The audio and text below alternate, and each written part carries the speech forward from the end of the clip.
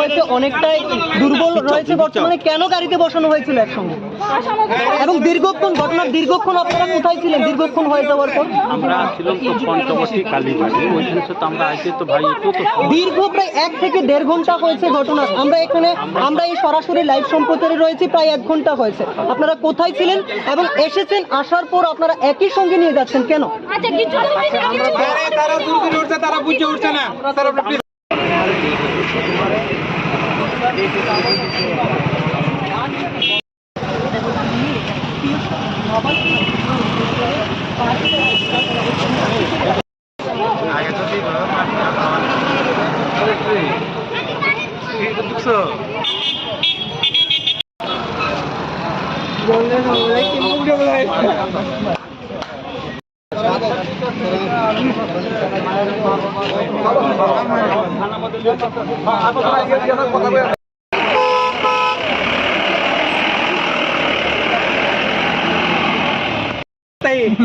আমি যদি কোনো অপরাধ করে তাই আমার আরে বাইক সামনে গিয়ে তুই আর কিছু তুলে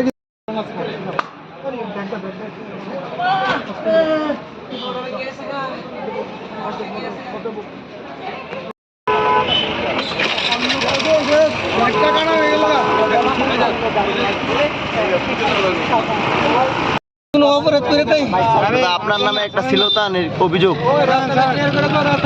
দাদা লাইকে গেছে বাইকটা, আমার টমটমটা আমি পাস দিতে চাই, আমার কিতে হয়েছিল ঘটনাটা কি হয়েছিল? টমটমটা পাস দিতে চাই, লাইকে ফিরে গেছে।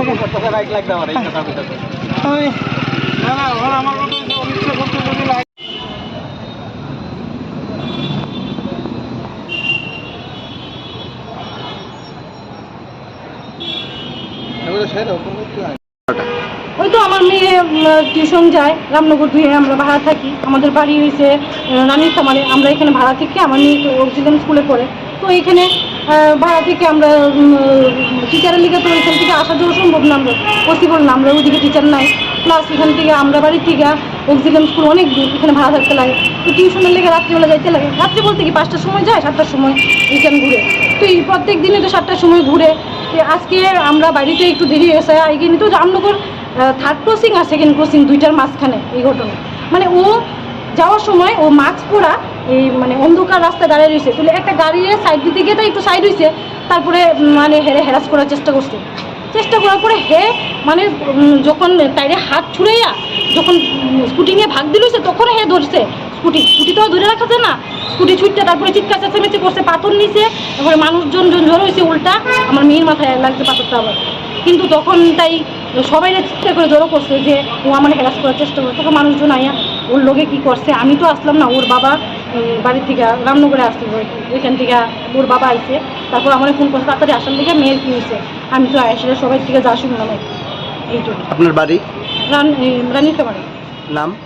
আপনার নাম? সীমা মজুমদার।